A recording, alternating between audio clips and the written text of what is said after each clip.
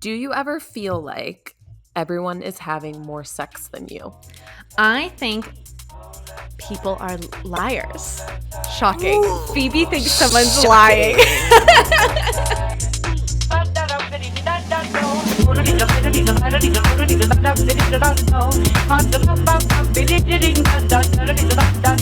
Hi, I'm Phoebe. Hi, I'm Jacque. And welcome to Do You Ever Feel Like? Where we ask the questions that everyone's thinking and no one's answering. How you doing? How you doing? How you doing? I've seen so much of you this week. It's like, what do we have to talk about? That's how I feel. This week? Really? I mean, yeah. There's been other weeks. Oh, yeah, you're right. You're right. We literally spent like 12 hours what it felt like together on Tuesday. Like, what are you talking about? That was 2 days ago. I'm like, really? Yeah. I know. I don't know. I don't know. I've been fine. Mm-hmm. But like, I don't know. Late stage capitalism. Right. End of a pandemic trauma. Like that's how I've been. Been. I've like whenever I've been having a problem lately, I've been like, wait a second. Yeah. Is this like actually a thing that is like within my agency and like control? Or is this like, am I feeling the effects? Not to say that doesn't make it like any more or less real, but just changes like, I don't know, my control over a situation, which is my favorite thing to do, obviously. Control everything? Yeah. Yeah. Me too. Mm-hmm. So that's how I've been. I listen to my Channy app. I do my burpees. No, I don't. But I do this a modified is a colloquial burpee. thing that we I do a modified burpee specifically. And, I just keep going in whatever little way. I took a friend to an appointment today. Like I was like helping with some errands and stuff. And nice. I was like, this is the stuff that like makes me feel good. Oh my God. Channy? No, like. Well. Like, I was what like, this the is fuck? the stuff. I sent it to you? Did I send that to you?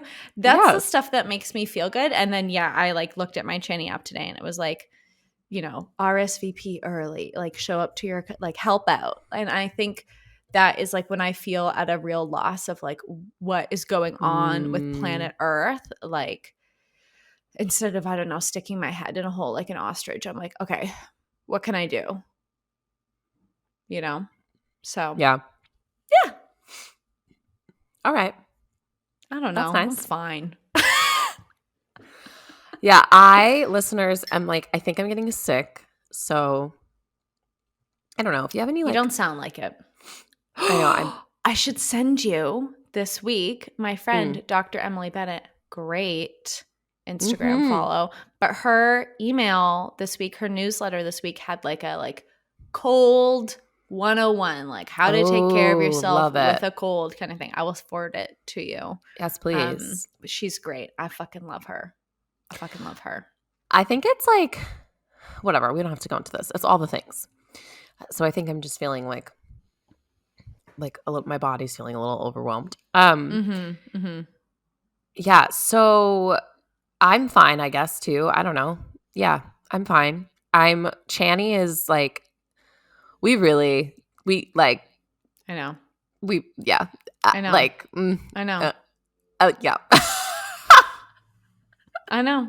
Because it's every fucking episode. I know. I was thinking today as I was listening to like the weekly. I hadn't listened to the week ahead yet, and I was thinking, I was like, the amount of times like I just whisper like, "Bitch," like under my breath, but like the I'm like, oh, like happy, like, oh, bitch, yes, and then I'm like, bitch, no, like, no. The intonation changes. No. And I was just thinking, I was like, what must it be like? And it's like, she's very explicitly like, I'm the messenger kind of thing. And I'm like, what must that role be like as just like, hi, I'm here to translate this for us all kind of thing. I find very funny. And like, how many times do I just whisper bitch at my phone while I'm sitting in the bath? I hate you. Yeah, no. Yeah. I feel like, I don't know, like there's this thing happening with me right now where it's like I have so much overzealous like energy to do things and Mm. to Mhm. make myself Mhm. busy, Mhm. even though all of the things are saying don't do that, which is very hard. Yeah, and I think it's also like I just try and take those moments when they come too, Yeah. because I know there are times where I'm just like absolute like I've been working really long days the last couple Mhm. like of days, like the last week or something, Mhm. and I know I'll probably be tired in a couple of days, but I also like I genuinely enjoy it. Like I Yeah. actually do, and I'm Yeah. probably addicted to my phone, but I'm just like kind of okay with it. Like I'm I love just that. kind of okay I with love it. it. Yeah, no, yeah. That's been like an interesting thing of like, no, do I like want to like get on this and like take advantage of this like feeling, or am I hiding in this Mm. stuff in Mhm. another way, you know? Yeah, and I think it's like always like parsing it out, you know. Yeah. Yeah. And like even if I am hiding, cool. Like Mhm. is because the alternative looking in the mirror, and I just like don't have the skills for that right now. Yeah. Maybe. Yeah. So I invite us to do something at the top of an episode in a surprise because you surprised me last week. So Oh, I'm surprising you this week, I love it. which is that we're going to do That's my love language. surprises Just like or being taken gifts. care of like that. Oh, okay. Um, this week we're gonna chat pop culture and news, whatever we're calling this, because whatever. We have three items that I have on deck to Oh my discuss of god, I the can't week. believe you're bringing me the pop culture I am. items. I'm bringing you the pop culture items. Well, technically, off the mic, you Mhm. brought me the pop culture items, but now I am Now you're in it. talking to you about Oh, them. I love it. Okay. Okay, so the first one is Leslie Jordan. Oh, I know. that that's like I can't even like I didn't know how much I loved somebody. I I didn't know how know. much I really really loved this person I until know. they were gone. It's so sad.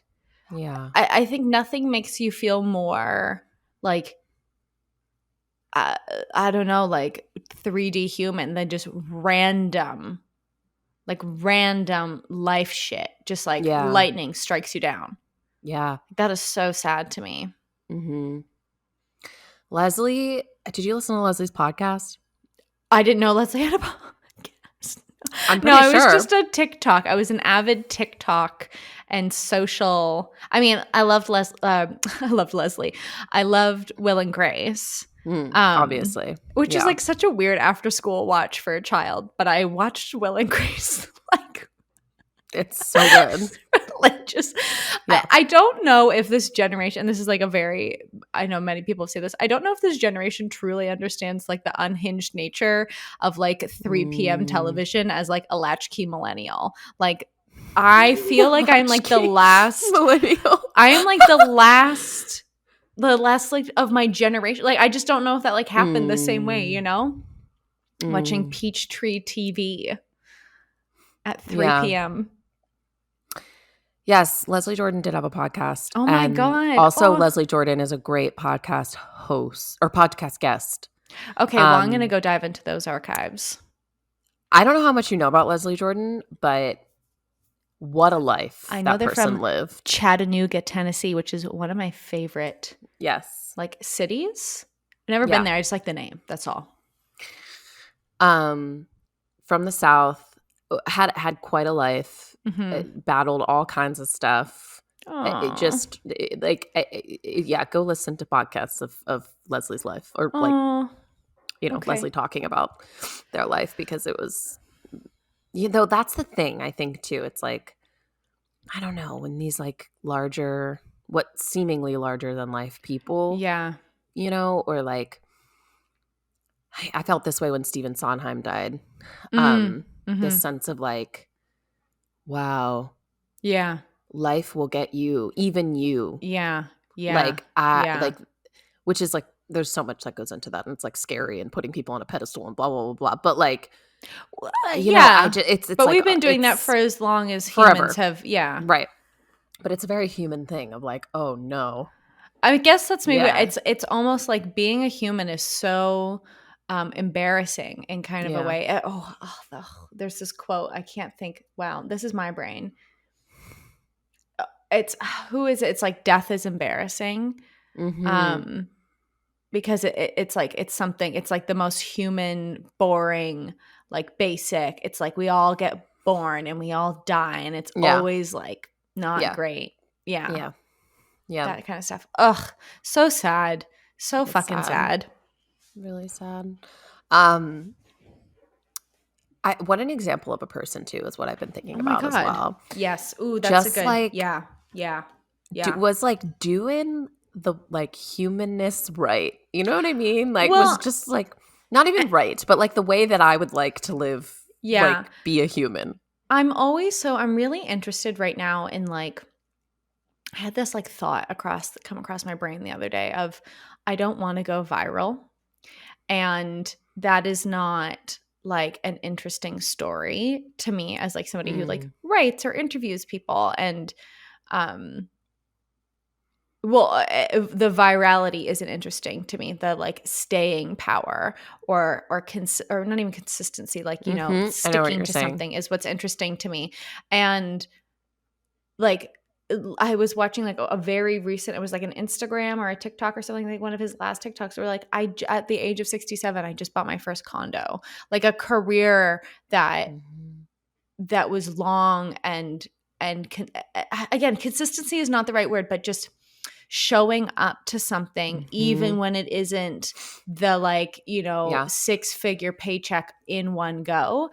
Like that to me is so that's the majority of people's experience is in any industry. Maybe not the majority, but virality is the lottery. Oh, for sure. You know? Yeah. Just a good life. I know. So sad. Blessings to Leslie. What else did I want to talk about? Oh, number 2, the Adele. Oh, the music video. Isn't that delicious and tasty? I know. I cried watching that. I cried. It's the I Drink Wine music video. Yes. Oh, I lost my actual shit. I know. And I hate you for it. I know. And it just left me like speechless. I mean, I am speechless. I have so much to say and nothing to say. You know, like I know the symbolism. I know the like. I know. I know that shot at the very end there has got to be, what's that painting? The Ophelia painting, right? Like there's so many references to so much other artwork in that. And that to me, like that is always so delicious and tasty when again, like, you know, referencing artists before us is like the most generous thing I think any of us can ever do. I just like the choice of like, I'm going to sit in an inner tube in couture and I'm going to sing to a camera and that's above me. Like taking this whole aerial shot of me with like the decadence of it. I know. While she's singing. And I hope I can get over myself. I know. Like, that's when I lost it. That I just like, I was like, I can't, like, queen. I know. like I know. It's so good. It's so I know. Good. I know. It's in that shot where they pull out and it's like the crew like helping her out and like, you know, the set that they're on, the soundstage that they're on, and like the projection, like, you know, his Mac laptop like on projecting up onto the screen. It's like that, like I guess it's like what always takes my breath away. It's like the 3D humanness of creating something together with other people and like the dancers and the choreography around that. And you know, like the like, I don't know, divers, the people in wetsuits, like coming to get Adele in her like That is The just so synchronized fucking dancing. gorgeous to me. Oh, I know. I wanted to be a synchronized swimmer so Synchronized bad when I swimming. was a kid. So bad. Love it. My sister and I recreated the Blades of Glory. She's going to be furious at me for saying this on a podcast. My sister and I recreated the Blades of Glory Flash Gordon dance. Is it Flash Gordon? Flash of the Universe? That Queen song? In our above ground swimming pool as kids. Oh, wow. In our rental unit, our rental above ground swimming pool. So everyone else from our apartment complex is like looking down at these two fucking weirdos. And we're like, Mom, Dad, come out, watch us. I wanted to be a synchronized swimmer so bad. Anyway. Oh my God, that's so I know. funny. Art, people making man. things. Fucking Adele. Dude, I like with Adele. Do you remember when, or like a few months ago, when Adele was like, I'm not doing my Las Vegas residency anymore? Yeah. And there was all these like, oh, there has to be water on stage. I was like, oh, I connected that. I was like, was the water for I Drink Wine? Interesting. Maybe not. I don't know. I didn't put that together. You smarty girl. I don't know. I'm always trying to figure out what's happening behind the scenes, you know? Investigative. Yeah. Okay, who's so that the was PA here? Like, can we chat? I know. That's the second thing, because I was like, we have to talk about these two things. And then the third thing is Brittany Griner. Oh, I don't. Why are. Okay, so here's also the thing, the nature of this podcast. What are we at? Like a 3-ish week lead time with this? I'm like genuinely, like, I mean, like many other people, terrified for this woman's life. Yes. What I say today, will it be relevant in a couple of weeks? This is what I wanted to talk about. This idea. Because it's very funny it's not funny. It's interesting to me, like, who knows what about this, and who knows like the up to date. That is one of those scenarios. It is one of those things. People have opinions about women, and I am again wigged out by the conversation around this woman who's like just horrifying pawn in a geopolitical like we can call that what it is, and people are like, well, do we care about me? I'm like, all things can be true. All things can be true. And like true. Many people, yes, experience horrible crimes against them. Like but does it mean that we don't take care of this woman who's like, I can't fucking imagine. I was reading something the other day that her lawyers offered to get her a basketball because the prison has a net or a hoop, whatever, and she said, no, it's too depressing to think about. Yeah. That's fucking ugh. It's awful. Ugh. It's awful. Yeah. It's funny that you were like, I don't want to talk about this, but you clearly I know. Well, it's like it's constantly on my I don't read a lot of news apps anymore, but it's like the one that I look at, that's always like, she's always there. Yeah.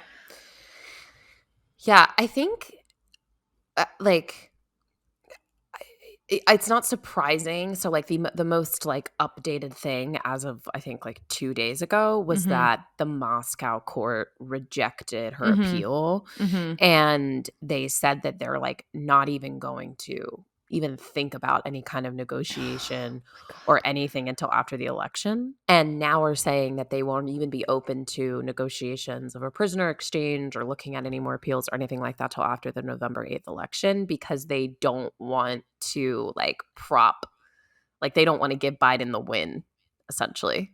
Fucking God. It's like So that's your midterms down there, right? Mm-hmm. That's your midterms, yeah. Mm-hmm. Mm-hmm. It's fucked. Like the thing that I find really scary about this is that like no, like people care, but like no one cares. I think that's maybe Yeah. when I'm talking about people have like weird ass opinions about this or like the Yes. conversation around it, I'm like, this is really fucking squicked out. And maybe, I mean, I think I've mentioned this too. I have been feeling like I'll be very honest, I do not have a good sense of what's going on in Iran right now. Mm-hmm. Like, just because I have had a very like many other things in the world. Like, I have a hard Yeah. time. Yeah. No. Yeah. There's so like every day there is There's the something. worst news you've ever heard. Yeah. And I don't know, it's like this balance of I'm a big Philip, if I am going to like watch the news, I'm a Philip DeFranco watcher. I've been for a very long time. And like that's maybe the only maybe the only news I consume, like actual news, not just like Instagram or TikTok carousels. Yeah. I consume at the moment just because I've had like I used to be, oh man, like I was fully addicted to the news, like I think so many people were, and I've just had to be like, I need to not right now. Yeah. I don't know. Yeah. I feel like I should feel guilty for saying that, and I don't. See, this is the thing. And like, I think that this is like, I think what our investment now of caring looks like putting it on Instagram, right? Or looks like being like, ugh, yes, post this thing, or hey, yes, here's this, whatever petition, or here's a way to donate. And like, I don't know, there's a part of me that finds it scary that someone is just like sitting somewhere rotting away, and we all are just like sharing a picture. Like, I know.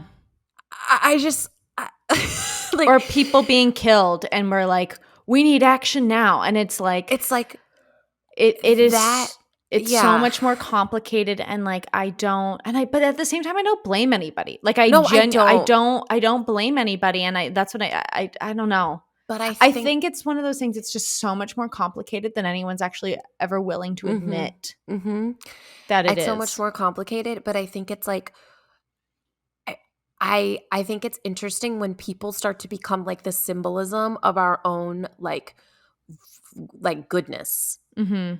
Of like, or like, you know what I mean? And I feel like that's kind of what's happening with Brittany. Yeah.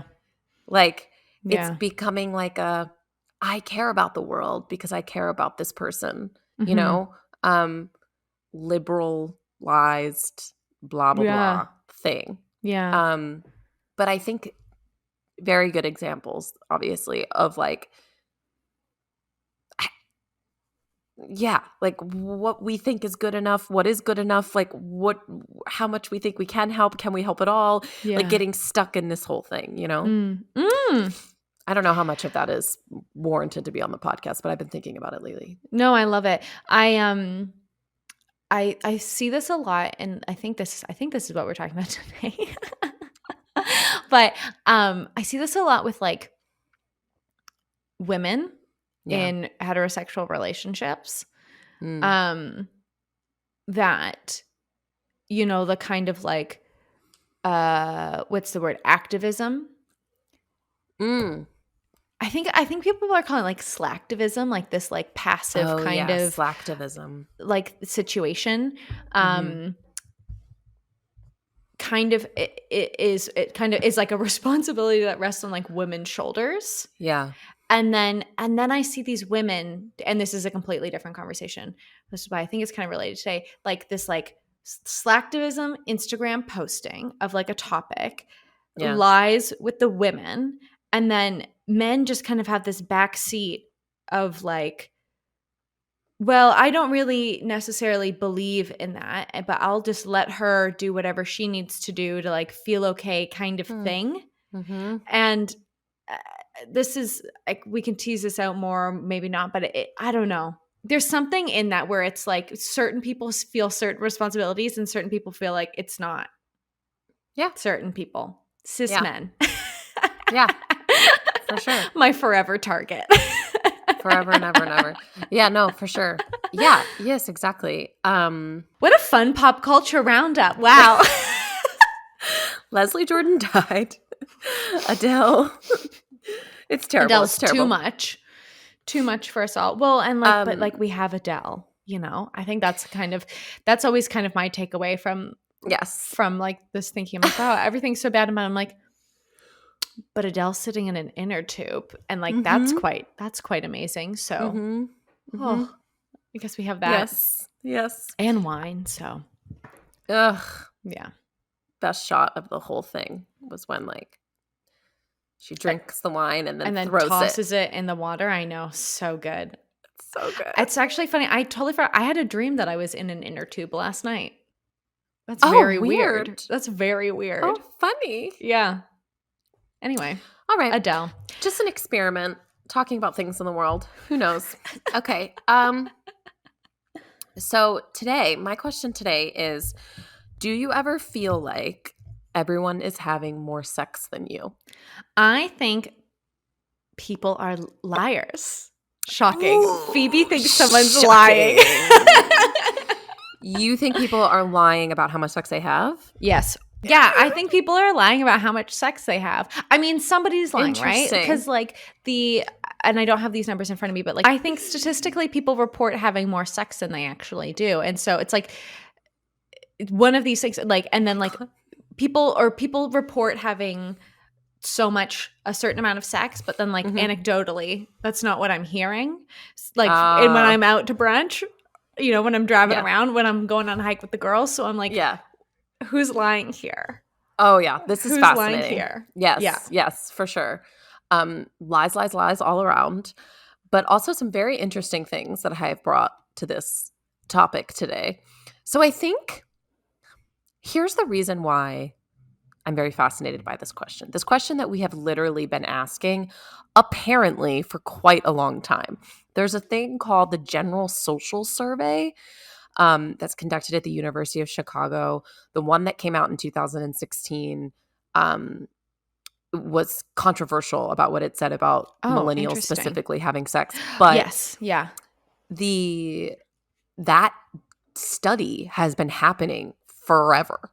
And in it are questions that are asked of the people that participate about their sex lives. Things like, how many sex partners have you had in the last 12 months? Or how often do you have sex in the last 12 months? Things like that. Obviously, we can get into like everything I'm not going to get into about like surveying and who are these questions going to and blah, blah, blah, blah, blah, blah, blah. Yes. Right. Like, But well, and I think that's kind of my general question is like, what are we calling sex? Yes. So this comes out in 2016, right? Yeah. This like finding that basically says that millennials are having less sex than every other generation before us. Yeah. And our generation, as we do, we're like, what is this shit? Right. Yeah. And everyone from GQ to Vogue to like was writing about how this is not true. To Cosmopolitan was writing about how this is not true. Well, and exactly like, you know, I think my mom's generation, like, you know, listen, you know, my mom's book club would maybe talk about sex in their 20s as why don't we call that date rape instead? You know, like that's always the thing that comes to mind when we're like talking about sex intergenerationally. I'm like, forget about, you know, the layers of you know, is sex PIV? Is sex penetration at all? Is sex like all of these things that get wrapped up in like these narrow definitions, and then again like generationally, like there's so many. I just think it's so Like how could I just it's one of those things where I love like we like to act like it's black and white. Like, oh, I had sex last night. Like what somebody pictures is so person to person is so different. So I have like a bunch of interrupting you. I'm interrupting no, it's you okay. so much. No, I love this. I love this. This is supporting my thing. I have a lot of like what the world is saying about this. And then I have a lot of questions that I think we can take this into like our personal experience with this question, right?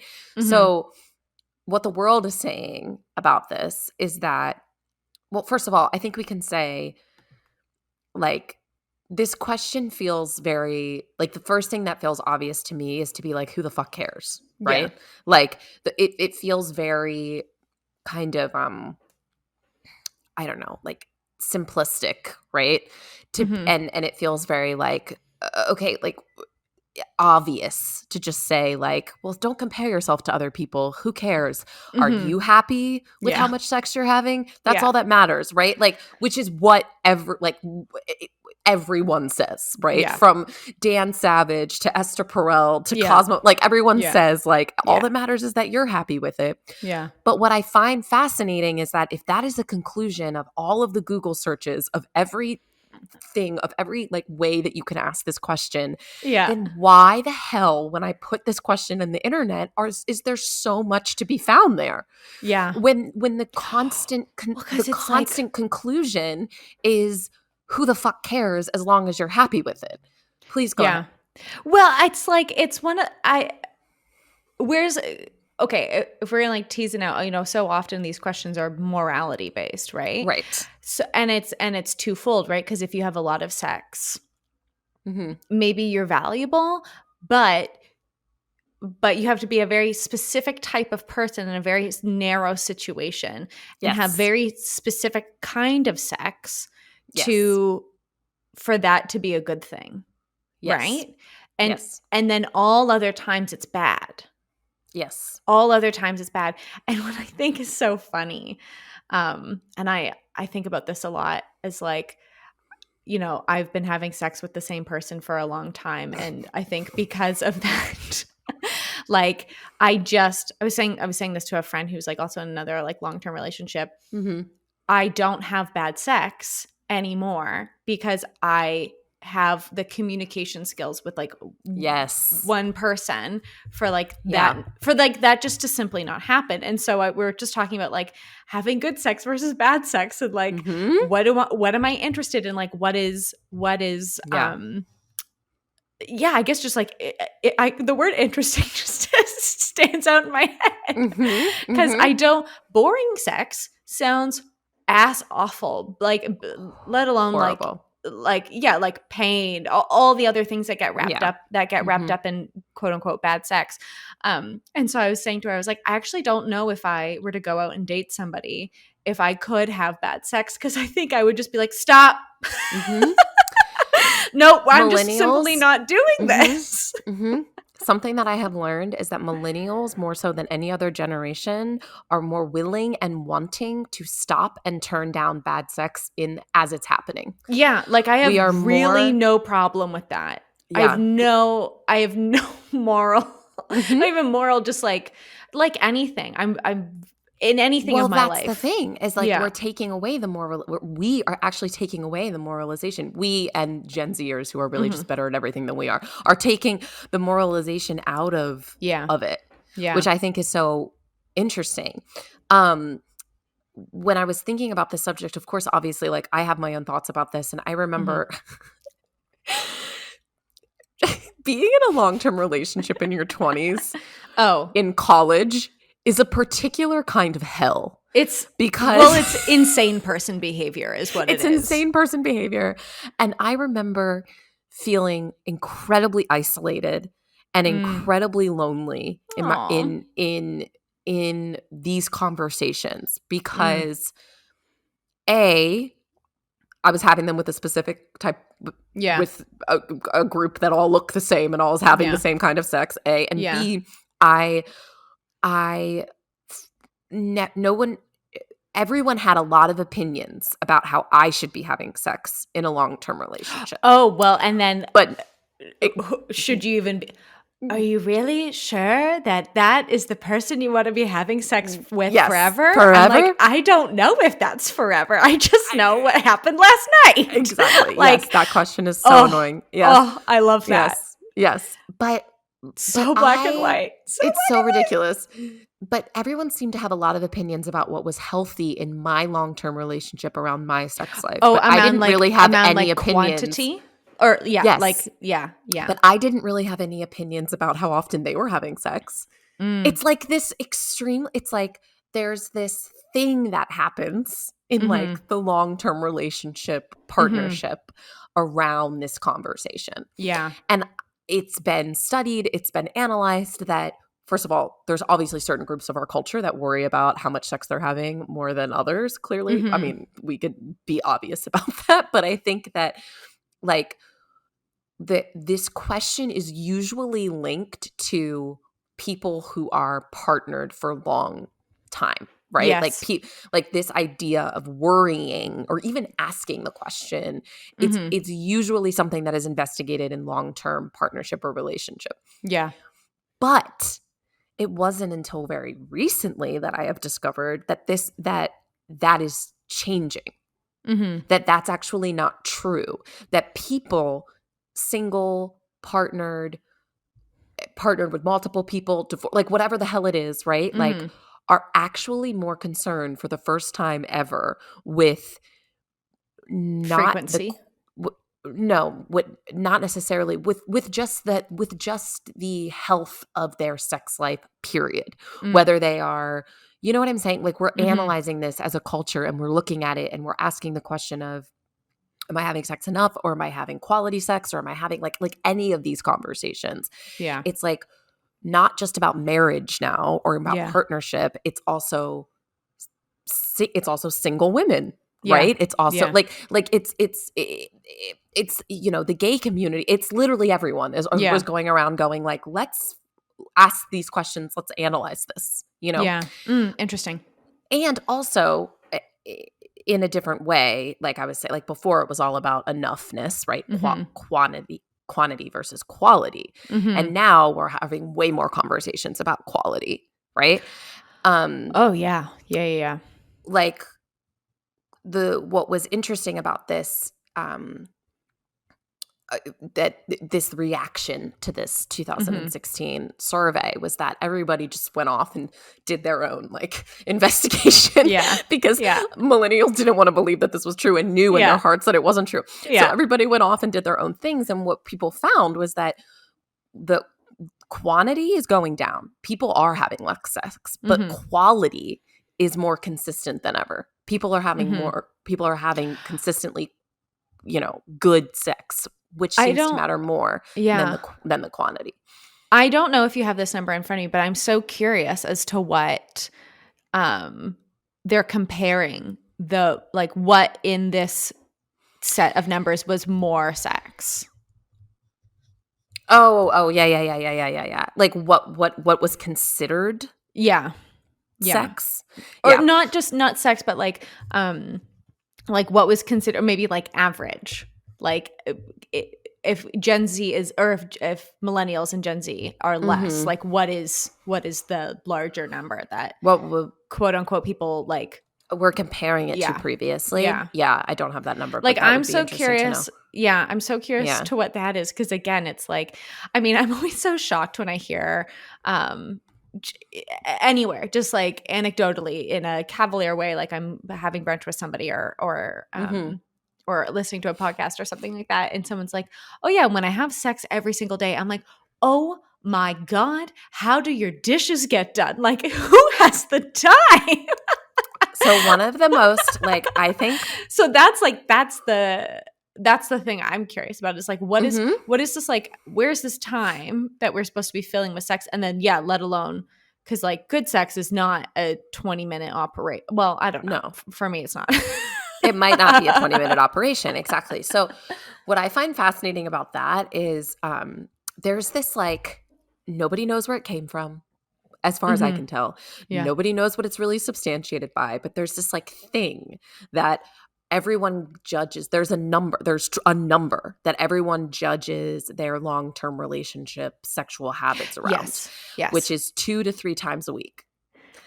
And I have heard insanity. I have heard this. Pure insanity. Yeah. No, that's all I have to say. That is insanity. I have heard this number. Yeah. My other people that I've been in partnership has heard this number. Like, and it's like made up, right? Like it's like literally marketing. marketing. It's literally marketing. And it's literally like marketing. Who benefits from this? Men, but whatever. It's no, but I want like who's at the top? Like who's like what? I see. You know how like 10,000 steps a day is marketing? Yes. Like it's like the walk. What is it? Yes. Pedometer? Is that what a step counter is? Mm-hmm. Mm-hmm. Like that's marketing. I'm like, yes. Who 2 to 3? Like who fiscally is benefiting? Yeah. Yeah. I mean, honestly, I think we could really go. I think there's actually probably people. There are definitely systems and that are benefiting from that. But okay, so basically everything that tells women that they hate them should hate themselves, right? It's another thing, right? Yeah. To contribute to that, and then it has us buying more shit to fix our problem. But anyways, so then what I find fascinating about that number is, or what I found interesting was like in the Sex and the City movie when they're all sitting around. And Charlotte answers this question. She says, Harry and I have sex 2 to 3 times a week. And Miranda is seen as someone who is in a dire situation in her marriage because she hasn't had sex with Steve in 6 months. And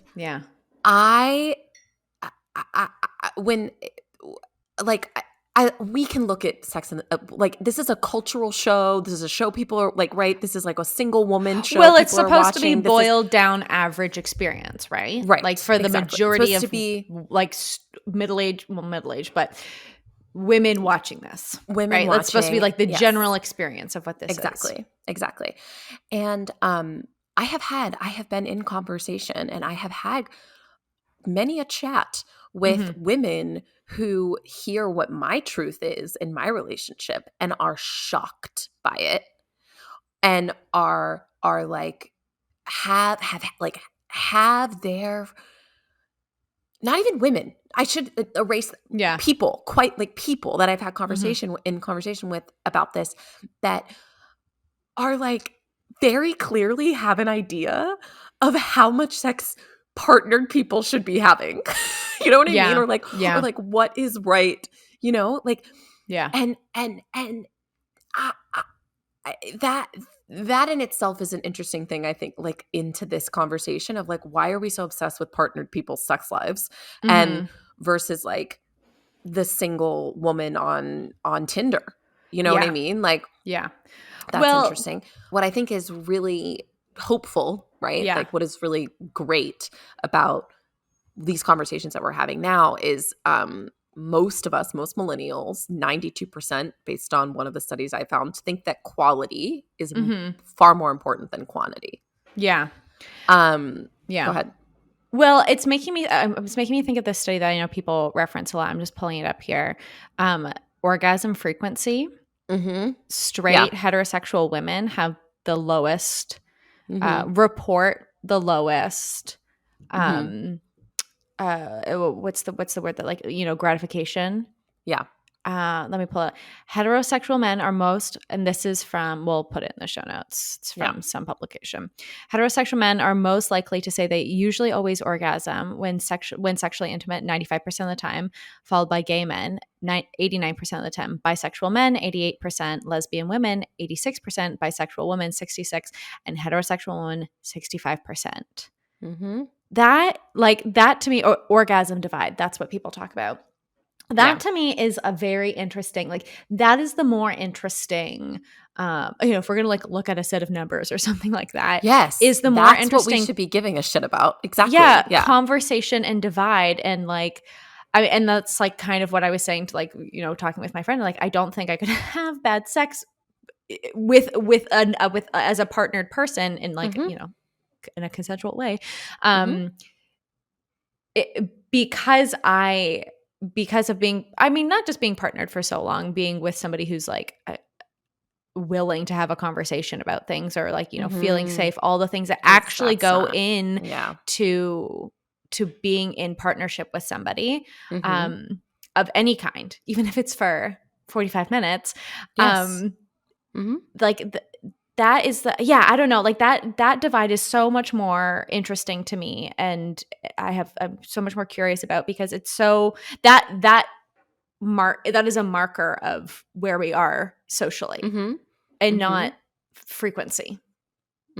I was listening to Ashley Gavin's We're Having Gay Sex the other day, and she had this really amazing guest on, Sebene Selesi. And she was talking about, Sebene is this meditation teacher, and was talking about how she is, you know, getting a divorce and was in a sexless marriage for like, you know, she was married for 14 years and a sexless marriage for like around 7 years or something like that. And she's just, you know, talking about what that was like. And she was saying like, you know, I don't think it's the energy. She was saying like, I think that's like what a lot of long-term partnered people eventually experience of some kind, or not eventually, statistically likely to experience of some kind. And I don't think, she was saying like, just because that energy is quote unquote common, I don't feel like is maybe like good for the world. Like passion, feeling good, like having a blissful moment are available to us. I mean, I had this thought the other day in yoga. I was like laying down at the end to like have my little yoga nap, and this was like an actual thought I had. I was like, isn't it so nice that orgasms are free? Oh. And I don't know, like that's like something. Yeah, that was just like the thought I had, and then I was like, well, are they? You know, my brain. Yeah. But are they free? Yes. Are they free? Horrible. That's a horror show thought. But this idea of like the energy that we put out into the world based on like the frequency of our sex, or not, and I don't even think it's just sex. It's like pleasure that we receive with ourselves, with another human being, like all this stuff. Like again, like this is the number. If like, you know, heterosexual women are reporting 65% like sexual fulfillment. Yeah, that is grim. Yeah. That is grim to me. I in my research into this, it's interesting that you're talking about this, because there's like a direct correlation between like our generation's obsession with self and the sex that we're having. Obsession is not the right word, but like this idea of like self like taking care, being right, like have like examining your relationships, going to therapy, like doing your yoga, like having health and an identity, like also the identity thing, being true to who you are, speaking your truth, using whatever friggin' pronouns you want, like all of these things contribute to good sex. And of course, we are of a place and time, or we are of generation that like is putting so much energy and thought into those things, and then that is contributing to the quality of the sex that we have. We are 40 times. Also, what I thought was interesting was I found that we're 40 times more likely than these other generations that were tested in this really fucked up way, or questioned in this really fucked up way, but 40 times more likely than those other generations to believe that emotional connection makes better sex. Which I find we are, or yes. Yeah. Oh, that's millennials. Interesting. That's interesting. Which I find interesting. Which I find is interesting because of science and all these developments around that, obviously. But we like hookup culture. Yeah. Like yeah. Like I feel like we are so much more open to the having stranger sex. You know what I mean? And that's something that I've always, as a partnered person for mostly all of my life, personally cannot understand. You know what I mean? Because I I don't know. I've never experimented with it. But like, I find that interesting, right? Like, can emotional connection come that quickly? Like, I don't know. Like that's another. Yeah, I think that's like a completely different thing. Yeah. But I just thought that was like, I was like, when we're probably having more hookups with people we don't know. Well, you know what and I that's mean? like my question there is like, is that emotional connection being established more, or is it like not necessarily important for it to also like, yes, it can contribute to it's, I don't know. I have, again, when I look at numbers, and I think this is like what makes for a good, not like I'm a scientist, but what makes for a good scientist, and what I think is like missing, and when we, because studies are available to whoever, my critical thinking brain is just like, I have so many follow-up questions to that. No, for sure. What I think is interesting is that, like, what I thought about was, I think it's not about emotional connection to each other.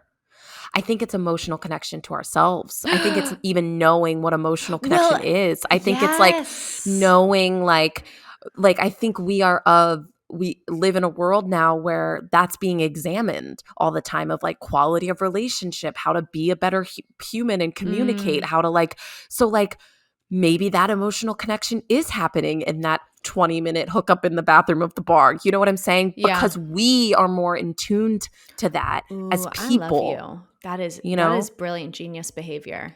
I love that. Okay. Well, it's funny. It's funny that you say it, because I love that. I think that's so smart. I really love, I think I, again, reference it a lot, Ashley Gavin's We're Having Gay Sex podcast.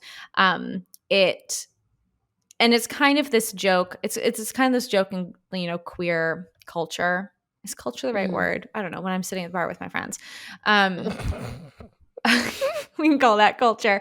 Oh, ha ha ha, like that's lesbian sex, or ha ha ha, like like holding hands and like talking about our feelings for like 6 hours is lesbian sex or whatever. And that's kind of my, my asterisk when we talk about like how much sex are people having. It's like, okay, well, what are we calling sex? What are we calling sex? Who's answering these questions? Yes. All these things. Course. And so what I think is very funny, listening to this podcast is just like, in my mind, what I think of as like fulfilling sexual experiences have not necessarily been I guess it's like sex with it's not about the other person. It is about like the relationship that I have with myself, that I'm like, I was just talking the other day about, we can maybe edit this out. This is like such a ridiculous story. But I was talking, my friend and I were talking about like the kind of like queer awakenings adjacent kind of thing. And I was saying like, the first time I realized I was like, I love women, I went to an all-girls camp. I'll try and like shorten this story because it's, maybe I won't. Okay. I went to an all-girls camp, which is like both hell and heaven when you are a middle school girl. And we had this thing, I can't remember what it was. I think it was called like Vagabond Day or something like that, where we got to like be released from our normal activities. I went to this all-girl camp that had like we had to wear uniforms. We said the Lord's Prayer every morning. And I don't think my parents realized they were sending me to like this religious this doesn't sound like something your parents would support. I did not grow up saying that. Like I did not go to church as a kid. Yeah. Like the raising the flag in the morning, everyone saying the Lord's Prayer, and I was like, like zero idea what was going on.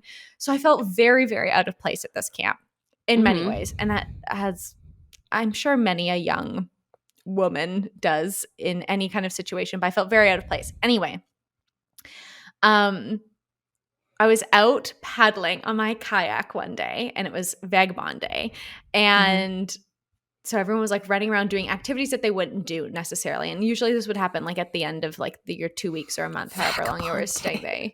So fucked up. Oh, don't even get me started on like how fucked, like the names, our camp names, like you were separated into quote unquote tribes named after, just like, named after like Canadian, like Indigenous Canadian group. Yeah, it's like no.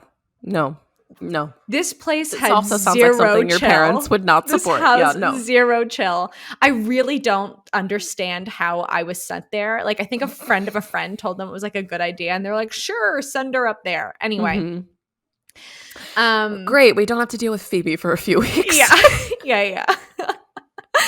Shock horror. I wrote home every single day being like, "Dear Mom and Dad, can you please come and get me? I am not happy." I'm not happy. I don't understand. I don't really understand portaging, and why am I doing it? So this camp also had very fancy people that went to it. And when I remember arriving at camp one day and like being asked what school I went to. And I was like, Dundas Central Public School? Like, what are you talking about? So it was just like, I'm just saying all this stuff. And they're like, oh, you don't go to Branksome Hall or like all of these like private schools. That anyway. Tell you about, I'm saying this to illustrate, you paint a picture here. Right. Anyway, there was a model that went to our camp and who was flown in and out a couple of times over the summer to go and I tried looking her up recently. I tried to find her. I couldn't remember her name or clues or anything. Yeah. But there's this model that went to our camp and she was just like this kind of bizarre looking person up close. And because she was so shiny and beautiful and tall and whatever. And she was like a couple years older than me. And I was kind of like, I was fascinated with her, what I thought was fascination. I just had a crush on her. And so we're out, it's Vagabond Day. I'm paddling around and I see the like older kids get up on the dock and they're running from their cabin naked along the dock. And they run up to the 6-meter board and are jumping naked off of the dock and then swimming out and running back into their cabin. It was like the funny, hilarious activity they're doing for the day. I'm out on my little kayak paddling around and I see Miss Model naked run from her cabin along the dock, climb up the steps, and like it was like time froze. It was like time froze as I looked up and I saw a woman, girl. I was a child. Yeah. Naked on the dock and was like very Moonrise Kingdom. Yeah, very extremely that vibes. And I like, time froze, time stood still. And I was like, she is for me. I am for her. We are one. And like watched her jump. And like everyone was like, oh, gross. Ha, ha, ha, ha. Like as I was paddling along and I was like, yeah, so weird. Anyway. The longest story. Exactly. The longest story to kind of like to me, that is like an important like sexual like childhood moment for me. And like I don't know if we kind of, and I feel, you know, like my queerness gets kind of wrapped up and I feel lucky to a certain degree that like part of that script is unwritten for me. And also I have like this other part of my script that's very written for me. And like, yeah, like, I don't know. All that to say, it's like, that is an important like sexual experience for me. And I just don't know if like, that's the thing that we're thinking about when we're talking about what is sex, dicks and vaginas. Yes. Anyway, that was a long tangent. I'm all for it. Because what I wanted to kind of like segue this into is like, well, I think an important thing to note to bring it around is this obsession with this question has so much to do about like goodness, or if we're doing the human experience right. Yeah. Like I think that's where it comes from. Oh, yeah. And that's the thing that when I was going down this tunnel, I was like, I don't understand. Like all of these fucking articles say the same fucking thing. So why are people continuing to Google this? Like, you know what I'm saying? Like, we're so hung up on, they're like, somebody please reassure me, make me feel okay. Yes, make me feel okay. I haven't gotten railed, or I haven't felt like getting railed in a couple of weeks. Okay, so That is huge. Yes. Again, we got to get some smarter people on this podcast. I know. But I know. Like yeah, so that is the thing, right? Which we established from the very beginning. This is just a question of comparison, and it's just a question that makes you feel a little bit better about your experience in the world. Yeah. It's another way for you to say like, oh, I might be doing life better than the person next to me. But what I was interested to hear from you specifically is like a little bit of what you've already talked on, which is being in a long-term relationship with this stuff. But also like something starts to happen when other people get in long-term relationships, because you and I have been partnered to the same person and have been monogamous, or maybe, I don't know. Actually, we've never talked about this. I have been monogamous in my partnership. I don't know what you guys got going on. I don't know what you have going on. We'll just leave it there. We'll just leave it there. But my point is that like people make certain assumptions and then start like when they start being in a long-term relationship, right? Like they start to come to you, and then all of a sudden you're the like whisperer because you've been in this position for a long time of what is good, what is right, what is blah, blah, blah, in all the facets of the relationship market, right? Not just like sex. But I've had so many conversations with people where they want me to be like, yes, you are doing sex right in your relationship. Yeah, wow. And I'm just curious if that has been your experience. I don't know if that, I mean, I think people do a lot of assuming in straight, white, and I will say heterosexual presenting relationships. Right, exactly. And I have like 40 essays and a soliloquy inside of me on like the conversation that, okay, this is like, okay, wait. I'm going to like back up. Yes, straight presenting relationships have. And I think there's so much assumption because, like I said, the script is there. And so everyone thinks that the script is the same for you know, the friend who's been in long-term relationship and friend A and friend B and now myself. And so now I shall follow the script with it. And I think I don't care how the fuck you're partnered or who the fuck you're partnered with or what gender is happening inside of your relationship. Yeah. 0% of the people are following the script. Like nobody is having as much or as little or the kind of sex that you could ever possibly imagine. And I think it's so funny to me, and I was going to say this earlier when we were talking about, you know, what's good or what's bad or whatever, is like just quality. Like, or like the, you know, deeming how much, like having opinions on other people's sex life.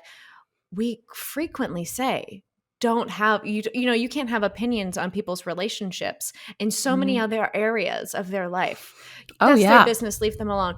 Okay. But like now their sex life is like a free for all. Like you're just like explicitly not like invited into that conversation and dance. And then, but you get to have an opinion on it. Bizarre to me. So I don't know if it's so much like, I don't know. I don't know if I've had people necessarily come to me to be like, am I doing this okay? And I think that's mostly because a lot of my like close friend relationships aren't heterosexual. But no, I don't know. But I think it's like there's something I think that, and maybe this is my thesis that I need to go and like make an art piece about. But I think there is something like linked to time.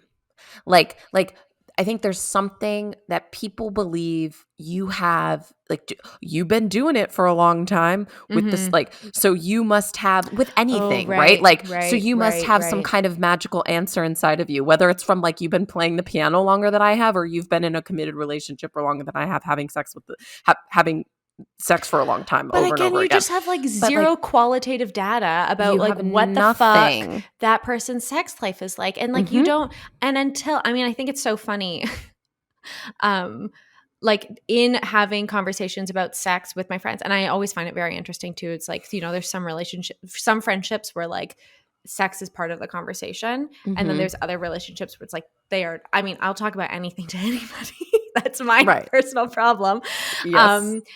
But like, that's not what they are interested in sharing with me or the world or any kind of way. And I think, like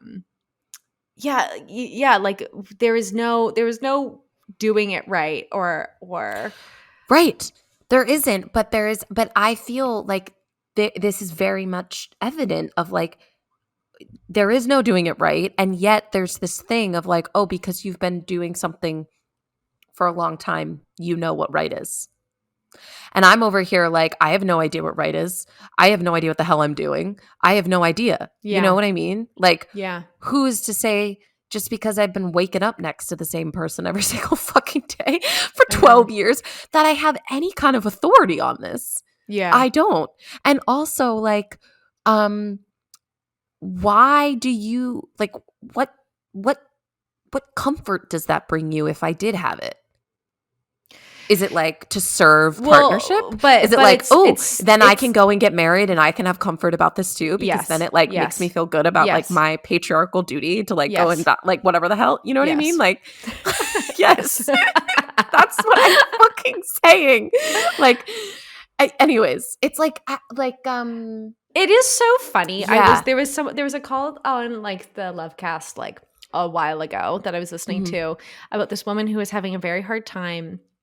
She loved giving men blowjobs, but had a really hard time not feeling like she was like like being fucked by the patriarchy. Like blowjobs are like a symbol of like submission that like she's not interested in like participating. And she's like, how can I get the patriarchy out of my bedroom?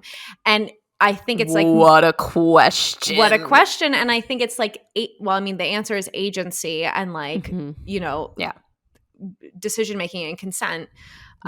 For your like in every kind of way. But I think it's so like when we're asking this question of like how much sex are you having, it's the exact same thing. Feeling like somebody can't give a blowjob because it's patriarchy and how much sex are you having are the exact same question. Yes. Of like, am I good? Am I wielding feminism? Am I wielding patriarchy? Am I okay? Like, you know, what is the morals, moral good that I am? Please, somebody validate me. And somebody validate me. Horrifying. But somebody validate me that's also suffering from the same shit. And also like someone we're like we're looking to the systems that are oppressing us to give us the answers about this thing. And that does not same. That's like, what? Like, because how much, the only validity that how much has ever had has been capitalism and white supremacy. The only validity that how much like quantity has ever carried has been in the violence to other human beings. So I don't, or to ourselves and others. So I don't understand why that question is the question. Yeah. Like still, like, like how much or quantity? I mean, especially mean anything. Especially in this era of like trying to close the orgasm gap and like the conversations. I mean, I even think it's like kind of crazy the conversations I'm having with my mom.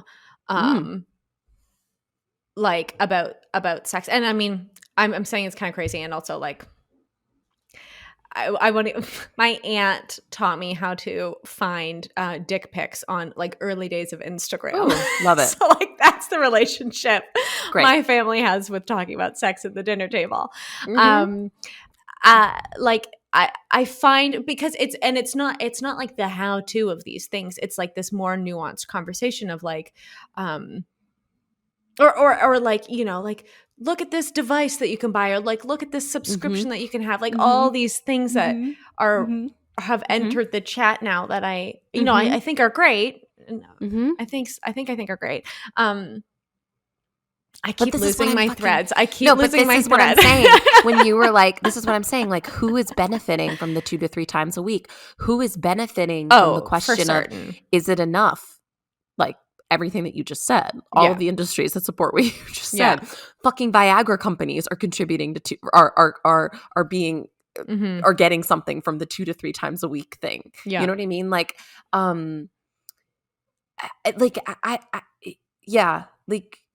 I don't know.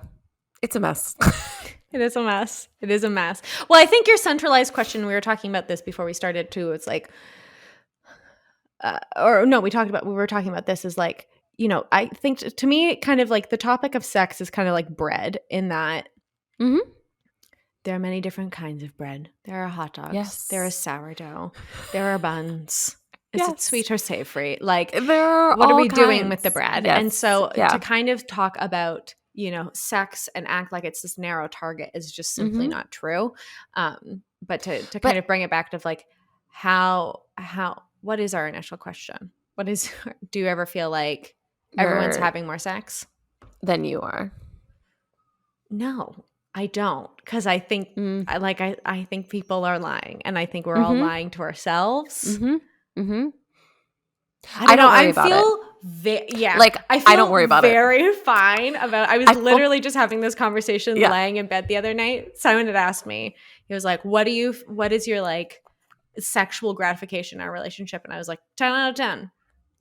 I don't think it's not always been that. It won't always be that. I'm fine with that. But like, I simply don't worry about these things. And I've been listening to Dan Savage since I was like an actual kid. Dan Savage is amazing. I really love Dan Savage, but Dan Savage, come on the pod. Which is a controversial statement. I know. And you know what? I am like super okay with like Dan Savage grew up in a time and a place. Like, are you fucking kidding me? Like, I very much respect a gay man living through the AIDS epidemic. Like, fuck off. Like, yes, people can I very much respect be problematic. A gay man writing about heterosexual sex like, for most of their career.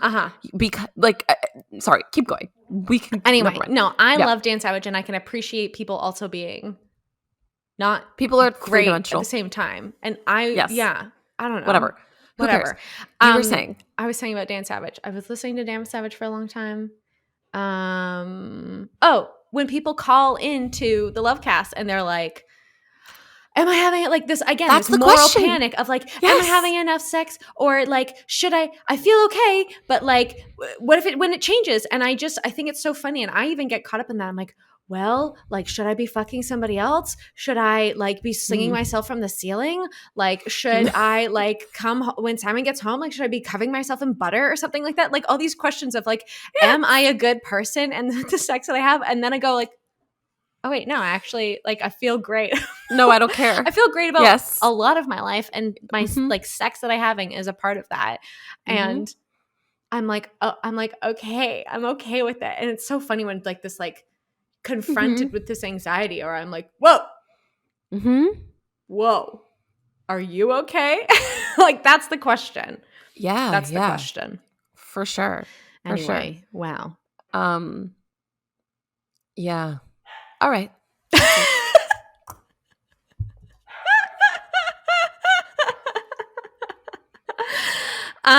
Well, thank you for listening to another episode of Do You Ever Feel Like My Dog? Ooh, it's the dog alarm. Yes, thanks for listening. Be sure to follow and subscribe to all the various things. Subscribe. Do you have anything going on? Sign up for Jacque's newsletter. You can find our more Jacque, our more Phoebe in the show notes. Sign up for my newsletter. Sign up for Jacque's newsletter. You can find us. Well, you can find me on Instagram. You can find us on Instagram at doyoueverpod. I don't know. I'm just trying to like do all the things that people do at the end of podcast episodes. What even happens? Go get railed or don't get railed. The choice is yours. Who cares? Go railing. You know. Yes. Gosh, have some. Oh, here, you know what? I will leave you with the best sex tip I've ever received in my entire life. Go. It's from my friend Katrina Marie. Once again, I think she goes by My Orgasmic Life still on Instagram. She's a body sex educator, and she had said, and this is like for anybody, any kind of sex you're having, and it was actually explicitly about masturbation. Move your hips. I sound like a drill sergeant. Move your hips. Respond to the pleasure being presented to you. People with penises move their hips. Get the blood flowing in your organs. It's like the best. And it's like, changed my life. Changed my life. Go forth. Enjoy move that. Or don't. Or just like lay there. Like don't get fucked. Or don't get fucked. Or like eat a bag of chips. Yes. Who cares? Yeah. Yes. Okay. Like live your best life. You are the one who knows what your best life is. Mm-hmm. Okay. Okay, we bye. did it. Okay, bye.